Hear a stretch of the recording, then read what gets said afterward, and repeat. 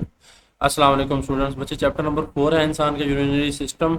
इसके हमने एमसीक्यूज कर लिए थे, अब हम इसके करेंगे शॉर्ट क्वेश्चन। ठीक है, तो आपको मैं बताता चलूँ कि इस चैप्टर में से लॉन्ग नहीं आना पेयरिंग के हिसाब से। ठीक है, तो इस चैप्टर का आपने सिर्फ जो है वो शॉर्ट करने हैं और एमसीक्यूज करने हैं। 2 एमसीक्यूज आएंगे आपको 2 नंबर के, 3 शॉर्ट क्वेश्चन आएंगे 6 नंबर के, यानी कि 8 नंबर का पेपर आना है। और उसके अलावा आपको जो लॉन्ग है वो नहीं आना। ठीक है, तो पेयरिंग के हिसाब से इस चैप्टर में से इस दफ़ा लॉन्ग नहीं है, यानी कि 2027 में जो बच्चे पेपर देंगे उनको लॉन्ग क्वेश्चन नहीं आना है इस चैप्टर में से, इसलिए लॉन्ग करने की जरूरत नहीं है। उसके अलावा मैं आपको अलग से एक वीडियो भी बनाऊंगा, सिर्फ शॉर्ट करवाऊंगा, उसके साथ आपके एमसीक्यूज भी क्लियर हो जाएंगे और शॉर्ट भी क्लियर हो जाएंगे। वो मैं नोट्स की सूरत में आपको करवाऊंगा इंशाल्लाह। ठीक है, तो अगली वीडियो में उस पर बना दूंगा ताकि आपके वो क्लियर हो जाए, ताकि ये एक्सरसाइज वाले अब हम देख लेते हैं, उसके बाद जो चंद एक रह जाएंगे वो हम बीच में से कर लेंगे। ठीक है, तो आपके शॉर्ट एमसीक्यूज क्लियर हो जाएंगे और ये आपके 8 नंबर का चैप्टर ये पक्का हो जाएगा आपका। चलिए सबसे पहले स्टार्ट करते हैं बेटा। मुख्तसर जवाबात उसने पूछे हैं। इंसान के यूरिनरी सिस्टम के अहम हिस्सों के नाम लिखें।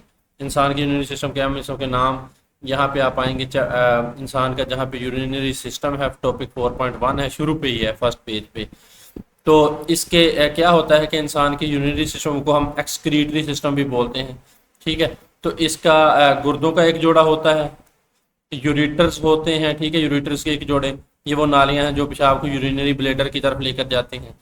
उसके बाद यूरिनरी ब्लेडर बताते खुद जो पेशाब को आर्जी तौर पर जखीरा करता है और एक यूरिथ्रा पर मुश्तमिल होता है। ठीक है, तो ये क्या है बेटा, इसका जवाब है इतना, इधर से लेकर आपने इतना लिखना है। तो ये एक गुर्दों का एक जोड़ा है, यूरिटर्स है, एक यूरिनरी ब्लेडर है और एक यूरिथ्रा है। तो ये 4 हिस्से हैं, ये आपने लिख देने हैं। तो ये आपका सवाल क्लियर हो गया। उसके बाद बेटा दूसरा सवाल है, मुख्तसरन बयान करें कि गुर्दे किस तरह खून की तरकीब को कंट्रोल करते हैं, यानी कि जो खून की कंपोजिशन है, तरकीब है, उसको किस तरह ये कंट्रोल में रखते हैं। तो खून में यानी कि जो मुख्तलिफ चीज़ें हैं उनकी तरकीब को किस तरह ये एक तनासुब में रखते हैं, तो इसका जवाब भी हम देखते हैं। तो बेटा यहाँ पे आप आएंगे, टॉपिक है गुर्दों वाला। ठीक है, किडनीज यहाँ पे लिखा हुआ है, गुर्दे पेज नंबर 39 पे है। तो यहाँ से लेकर इसका जवाब आपने यहाँ तक लिखना है कि किस तरह खून की तरकीब को कंट्रोल करते हैं। तो गुर्दे करते क्या है कि गुर्दे यूरिनरी सिस्टम के मरकजी आर्गन है, हमारा जो एक्सक्रीटरी सिस्टम है। रीनल आर्टरीज इन्हें ऐसा खून फराहम करती हैं जिनमें मेटाबॉलिज्म में बनने वाले बेकार मादे, मतलब यूरिया, अजाफी पानी और नमकियात मौजूद होते हैं। ठीक है, तो रीनल आर्टरीज ये जो हैं गुर्दों की तरफ जो आती हैं आर्टरीज, ठीक है, जो दिल से दूर आती हैं। रीनल आर्टरी, रीनल मतलब गुर्दे, आर्टरीज मतलब जो दिल से दूर आ रही हैं। ठीक है, तो दिल से गुर्दों की तरफ जो आती हैं उन्हें हम रीनल आर्टरीज बोलते हैं। तो ऐसा खून होता है उसमें जिसमें वो मेटाबॉलिज्म में बनने वाले बेकार मादे होते हैं। बेकार मादे कौन कौन से हैं? यूरिया है, अजाफी पानी है, नमकियात है। गुर्दे इन बेकार मादों को खून से फिल्टर करते हैं और फिर इनको पेशाब में तब्दील कर देते हैं। ठीक है, इसके बाद वो पेशाब को जिस्म से बाहर निकाल दिया जाता है। तो जब खून से ये यूरिया, अजाफी पानी, नमकियात निकाल दिए जाएंगे तो खून में जो है खून की तरकीब है वो नॉर्मल रहेगी। ठीक है, तो इस तरह ये क्या करते हैं गुर्दे, खून की तरकीब को कंट्रोल करते हैं। तीसरा है बेटा, नेफ्रॉन के अहम हिस्सों के नाम लिखें। आपको पता है ये बड़ा इंपॉर्टेंट एमसीक्यूज भी है कि functional unit of kidney is called nephron. ठीक है, तो जो गुर्दे की फेहलियाती इकाई है वो क्या है? नेफ्रॉन है। गुर्दे में तकरीबन 10 लाख से ज़्यादा नेफ्रॉन पाए जाते हैं। तो नेफ्रॉन के अहम हिस्सों के नाम बताने हैं। तो बेटा ये देखें, यहाँ पे आप नेफ्रॉन वाले आएंगे टॉपिक पे। ठीक है, पेज नंबर 40 पे है ये। तो यहाँ पे लिखा हुआ है एक नेफ्रॉन के 2 बड़े हिस्से हैं, एक रीनल कॉर्पसल है, एक रीनल ट्यूब्यूल है। अब ये देखें, ये रीनल ट्यूब्यूल है, ये उसके मजीद हिस्से हैं, ये भी आपने लिखने हैं। एक अब ये ट्यूब्यूलर है, ट्यूब्यूल का मतलब है कि इसमें ये ट्यूब्स होंगी। ठीक है, इस तरह की नालियां होंगी। तो कौन कौन सी ट्यूब होंगी? एक ये जो ऊपर की तरफ है ये है प्रॉक्सिमल बलदार नाली, ये है ये जो है ये डिस्टल बलदार नाली है, और लूप ऑफ हैनले। तो ये रीनल ट्यूब्यूल के हिस्से हो गए। और रीनल कॉर्पसल के हिस्से कौन से हैं? बूमेन कैप्सूल और ग्लूमेरुलस। तो ये आपने इनके लिखने हैं। ठीक है, तो रीनल ट्यूब्यूल के ये आपने 3 ही से लिखने हैं। रीनल ट्यूब्यूल लिखना है आपने, और उसके बाद लिखना है कि इसमें प्रॉक्सिमल बलदार नाली है, डिस्टल बलदार नाली है और लूप ऑफ हैनले है। उसके बाद रीनल कॉर्पसल में आपने बूमेन कैप्सूल और ग्लोमेरुलस लिखना है। तो इस तरह ये आपको 2 नंबर मिल जाएंगे। बिल्कुल नाम लिखने हैं आपने, और कुछ आपको लिखने की जरूरत नहीं है। खुराक में शामिल उन मादों के नाम बताएं जो गुर्दों में पथरी पैदा कर सकते हैं। ठीक है, तो ये जो पथरी वाला टॉपिक है ये वहां पे आपको मिलेगा। कि आपने खुराक में मौजूद मादों के, सिर्फ खुराक में मौजूद उन मादों के नाम बताने हैं जो गुर्दों में पथरी पैदा करते हैं। ये देखें बेटा जी, टॉपिक है गुर्दे की बीमारियां, 4.3 टॉपिक है, पेज नंबर है आपका 43।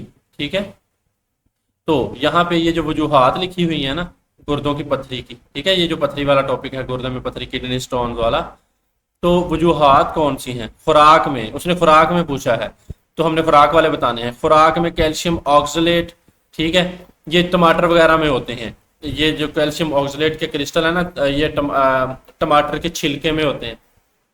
अगर बहुत ज्यादा खाए जाएं तो गुर्दे में पथरी पैदा हो सकती है।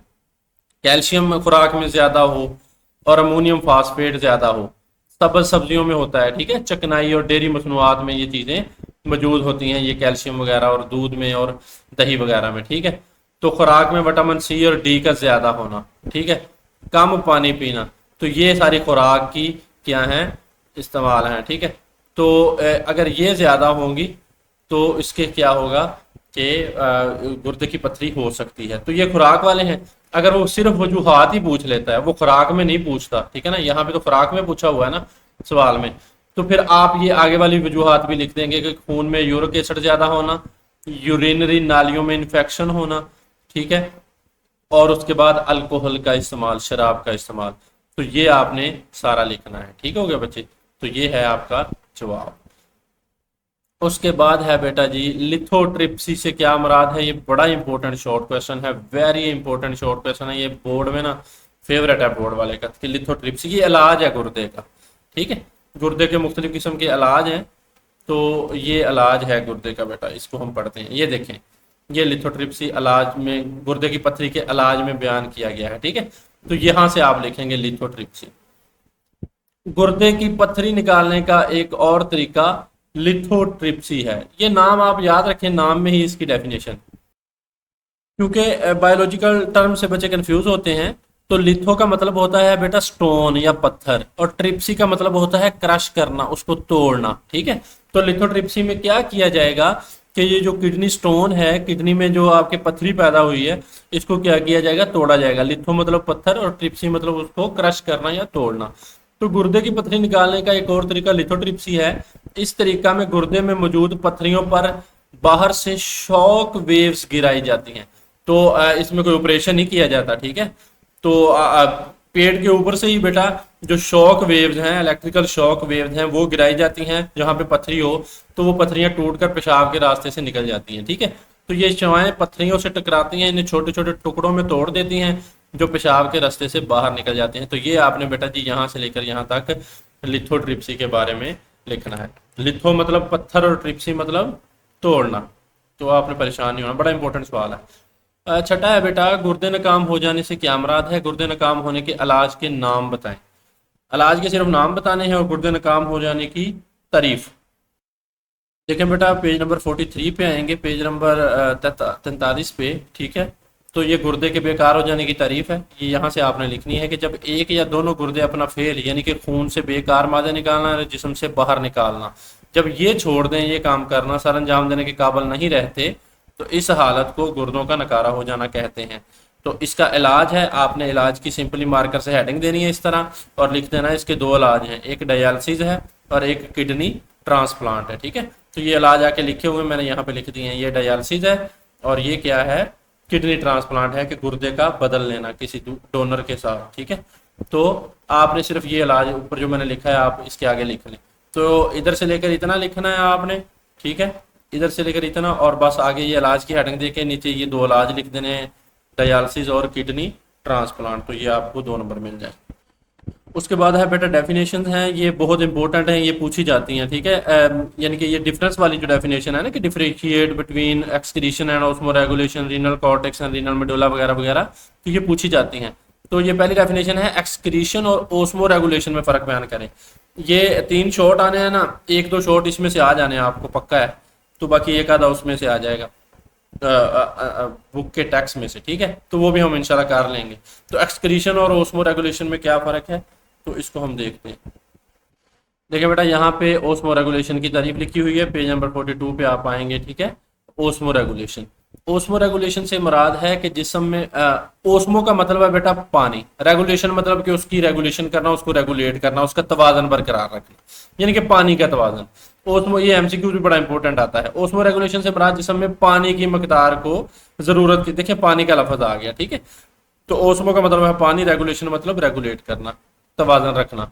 तो पानी की मकदार को जरूरत के मुताबिक कंट्रोल करना है, ठीक है। तो ये क्या है, ओस्मो रेगुलेशन। और ओस्मो रेगुलेशन करवाता कौन है, गुर्दे। गुर्दे ओस्मो रेगुलेशन में अहम किरदार अदा करते हैं और पानी में की खून में पानी की मकदार को कंट्रोल करते हैं, ठीक है। ये आपने ओस्मो रेगुलेशन की तारीफ लिखनी है। तो बेटा ओस्मो रेगुलेशन के बाद एक्सक्रीशन की तारीफ आप यहाँ पे लिख लीजिए, क्योंकि किताब पे ना इसकी डेफिनेशन नहीं लिखी हुई। एक्सक्रीट का मतलब होता है खारिज करना, ठीक है। तो एक्सक्रीशन में क्या होता है, एक्सक्रीशन बुनियादी तौर पर जानदारों के जिस्म से जहरीले, गैर जरूरी और मेटाबॉलिक फालतू मादों को बाहर निकालने का कुदरती अमल है। तो कुदरत ने हमारे अंदर एक अमल रखा है जिसमें हम जिस्म से जहरीले, गैर जरूरी मादे मेटाबॉलिज्म के दौरान जो पैदा होते हैं, जैसे कार्बन डाइऑक्साइड हम निकालते हैं, ठीक है, एक्सक्रीशन करते हैं, फुजला वगैरह सारी चीज़ें जो है, पसीना है, ये सारे मेटाबॉलिक मादे हैं, फालतू मादे हैं। तो इनको बाहर निकालने का अमल एक्सक्रीशन कहलाता है और पानी का तवाज़ुन बरकरार रखने का अमल ओस्मो रेगुलेशन कहलाता है, ठीक है। उसके बाद है बेटा उसने गुर्दे के नेफ्रॉन के दो हिस्सों के नाम पूछे हैं कि रेनल कॉर्टेक्स और रेनल मेडोला में फ़र्क बयान करें, तो ये नेफ्रॉन वाले टॉपिक में मिल जाएगी। तो बेटा ये गुर्दे की जो है वो अंदरूनी साख्त के बारे में पूछा गया है, ठीक है। नेफ्रॉन उसका फंक्शनल यूनिट है, उसके बारे में नहीं है। तो रेनल कॉर्टेक्स और रेनल मेडुला क्या होता है, जो गुर्दे की अंदरूनी साख्त है। अंदरूनी तौर पर गुर्दा दो हिस्सों में बटा होता है। जो बैरूनी हिस्से को रेनल कॉर्टेक्स कहते हैं, ठीक है। ये जो बैरूनी हिस्सा है बाहर वाला बेटा, इसको हम रीनल कॉर्टेक्स कहते हैं, जबकि जो अंदरूनी हिस्से को हम रीनल मेडुला कहते हैं, ठीक है। तो जो गुर्दे का अंदरूनी हिस्सा है, इसको हम ये वाला, इसको हम रीनल मेडुला कहते हैं। और ये जो रीनल मेडुला है, ये बहुत सारे मखरूती इस तरह के हिस्सों पर, ये वाले जो बने हुए हैं, इन पर मुश्तमिल होता है, जिनको हम रीनल पायरामिड कहते हैं, ठीक है, रीनल पायरामिड कहते हैं। तो ये आपने यहाँ तक इसका जवाब करना है, ठीक है। ये रीनल कॉर्टेक्स बाहर वाला हिस्सा और रीनल मेडुला अंदर वाला हिस्सा। उसके बाद बेटा जी है सवाल नंबर, अच्छा सवाल नंबर 7 का तीसरा पार्ट है, रीनल कॉर्पसल और रीनल ट्यूब्यूल में क्या फ़र्क है, ठीक है। रीनल कॉर्पसल और रीनल ट्यूब्यूल में क्या फ़र्क है। अब बेटा ये है नेफ्रॉन का हिस्सा, जो गुर्दे की फैलियाती इकाई है नेफ्रॉन जिसे हम बोलते हैं। अब ये इसके दो हिस्से हैं, एक है रीनल कॉर्पसल, एक है रीनल ट्यूब्यूल। तो नेफ्रॉन का जो पहला हिस्सा है रीनल कॉर्पसल है, ये दो हिस्सों पर मुश्तमिल है, ग्लूमेरुलस और बोमैन कैप्सूल, ठीक है। तो ये यहाँ तक आपने इसका लिखना है, ओके। तो ये रीनल कॉर्पसल हो गया। रीनल ट्यूब्यूल क्या है कि ये एक लंबी नाली है। ट्यूब्यूल नाम ही बता रहा है, नाम ही बता रहा है कि ये ट्यूब है, नालीदार है, बलदार है। तो ये एक लंबी नाली है जो बोमैन कैप्सूल के साथ लगी होती है, ठीक है। तो ये आपने इसके बारे में बताना है कि ये एक नालीदार हिस्सा है। तो आप इसके जो हैं, एक लंबी नाली है जो बोमैन कैप्सूल के साथ लगी है, इसके तीन हिस्से हैं, इनके नाम बता देंगे बस। एक बलदार नाली है, उसे हम प्रॉक्सिमल बलदार नाली बोलते हैं। दरमियाना हिस्सा यू शक्ल की नाली है, उसे हम लूप ऑफ फैनले बोलते हैं, ठीक है। और आखिरी बलदार नाली है, उसे हम डिस्टल बलदार नाली कहते हैं या डिस्टल कन्वोल्यूटेड ट्यूब्यूल कहते हैं। तो ये तीन हिस्सों के आप इसके नाम लिख देंगे। तो ये है रीनल कॉर्पसल और रीनल ट्यूब्यूल में फ़र्क। उसके बाद है बेटा तीसरा, प्रेशर फिल्ट्रेशन और ट्यूबुलर सेक्रेशन में, ये गुर्दे का फेल है, ठीक है। ये वहाँ पे आपको जवाब, प्रेशर फिल्ट्रेशन और ट्यूबुलर सेक्रेशन से क्या मुराद है। तो यहाँ पे इसको मैं, ये देखें बेटा, यहाँ पे आप आएंगे गुर्दे का फेल, तो यहाँ पे तो बेटा इसका जवाब है गुर्दे का जो फेल है, यहाँ पे आप आएंगे तो प्रेशर फिल्ट्रेशन की तारीफ लिखी हुई है। इसकी तारीफ यहाँ से आपने करनी है कि खून, प्रेशर का मतलब आपको पता ही है कि प्रेशर और फिल्ट्रेशन मतलब कि इसको फिल्टर करना, तो प्रेशर के साथ ये फिल्ट्रेशन होगी। खून रीनल आर्टरी के जरिए गुर्दे में दाखिल होगा, आर्टरी बहुत से आर्ट्रियोल्स यानी कि छोटी छोटी आर्टरीज में तब्दील हो जाएगी, तकसीम हो जाएगी। हर आर्ट्रियोल तकसीम होकर ग्लोमेरुलस की कैपिलरीज बनाती है, ठीक है। तो ग्लोमेरुलस की कैपिलरीज बन जाएंगी। जब खून ग्लोमेरुलस में पहुंचेगा तो ब्लड प्रेशर बहुत ज़्यादा होगा, और इस ज़्यादा प्रेशर की वजह से बहुत से मादे, पानी, नमकियात, ग्लूकोज, यूरिया वगैरह ग्लोमेरुलस से बाहर आ जाएंगे, और ये सारा मवाद बोमैन कैप्सूल में चला जाता है। इस मरहला को प्रेशर फिल्ट्रेशन कहते हैं, ठीक है। तो ये प्रेशर फिल्ट्रेशन की तारीफ है। उसके बाद ट्यूबुलर सिक्रीशन की तारीफ है बेटा। जब ग्लोमेरुलस के फिल्ट्रेट से मुफीद मादे वापस खून में जज़ब किए जाएंगे, ठीक है, यानी कि जो मुफीद मादे हैं उनको तो नहीं ना हमने पेशाब के रास्ते खारिज करना, उनको वापस खून में भेजना है, ठीक है।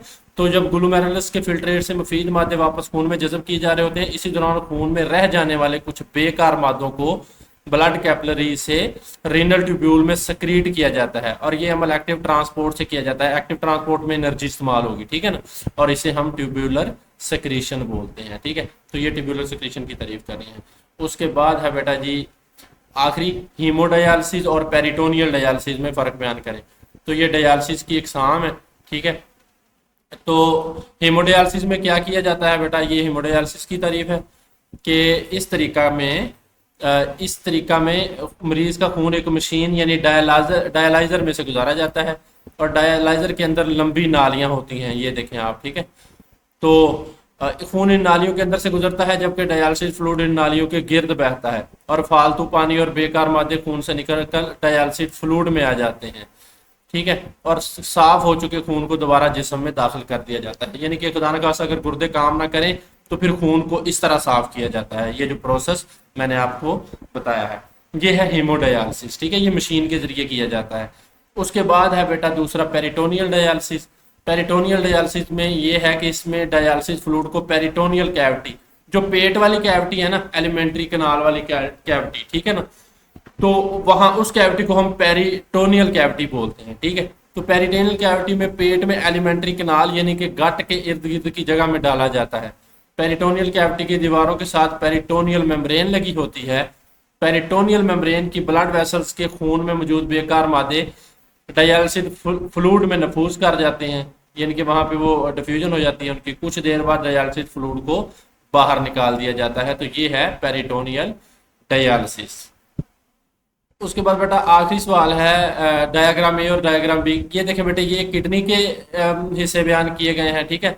तो ये बाहर वाला रीनल कॉर्टेक्स है, ये अंदर वाला रीनल मेडुला है, ठीक है। तो ये सारे हिस्से बयान किए गए हैं, और ये नेफ्रॉन है। इसी गुर्दे में 10 लाख से ज्यादा इस तरह के नेफ्रॉन पाए जाते हैं, ठीक है। तो ये फंक्शनल यूनिट है। तो इन दोनों को अगर आप लेबल करना चाहें तो आप यहाँ पे जा सकते हैं, ठीक है। ये देखें, ये गुर्दा है, ये रीनल कॉर्टेक्स है बाहर वाली सतह, अंदर वाली सतह रीनल मेडुला है, और ये वाली सतह ये जो है रीनल कॉर्पसल है, ठीक है। ये रीनल आर्टरी आ रही है। आर्टरी में आपको पता है ऑक्सीजनेटेड ब्लड होता है, तो इसलिए इसको रेड बनाया गया है। ये रीनल वेन है, वेन्स में डीऑक्सीजनेटेड ब्लड होता है, तो इसको ब्लू बनाया गया है, ठीक है। रीनल पेल्वस है ये वाला, और ये क्या है, ये यूरेटर है, ये जो नाली है ये यूरिनरी ब्लैडर की तरफ गुर्दों से पेशाब को लेकर जाएगी, ठीक है। तो इस तरह आपने इसको लेबल कर लेना है। और उसके बाद है बेटा नेफ्रॉन। तो ये नेफ्रॉन की साख बयान की गई है कि इसके जो मुख्तलिफ हिस्से हैं, ये डस्टल बलदार नाली है, ये लूपोफेनले है, ये प्रॉक्सिमल बलदार नाली है, बोमैन कैप्सूल है, आर्ट्रियूल्स हैं इसमें सारे, ये वाला ग्लोमेरुलस है, ये आर्ट्रियूल से खून, तो ये ब्लड कैपिलरीज हैं, वेन्यूल, यूरेटर की जाने जाने वाला पेशाब। तो ये सवाल आता तो नहीं है इस तरह, ठीक है। तो इस तरह बोर्ड में डायग्राम वाले सवाल नहीं आते। चले बच्चे, ये हमारा क्लियर हो गया।